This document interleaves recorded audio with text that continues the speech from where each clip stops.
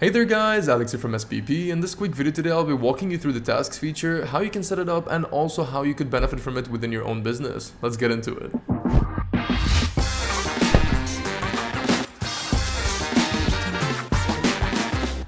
Alright, so with the task feature, you're able to configure individual tasks and services to ensure that every step that is required is completed. For example, if we go into our services over here and we go into content writing, you're able to see that I've configured tasks here to make sure that we are doing all of these steps from review brief to first draft to editor review to revisions. So as an example, over here we have Jimothy Halpert who has purchased a content writing plan. If we go into the order, you're able to see that the tasks are being displayed over here. A project manager can go into it and make sure that all information needed from Jimothy has been provided. Once he's ensured this, he's able to checkbox this review brief right over here.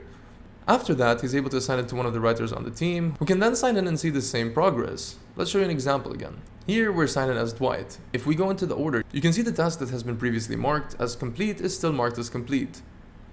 Once Dwight has done his first draft, he can checkbox this and include an attachment within the team message, and then reassign it to the project manager for them to double check the file. This helps your team keep track of what steps have been completed, and also you can keep track of who's done what via the history over here. Hopefully this video has given you a quick idea of how to use the task feature and also help you improve your productivity overall. Please feel free to reach out if you have any questions. Have an awesome day.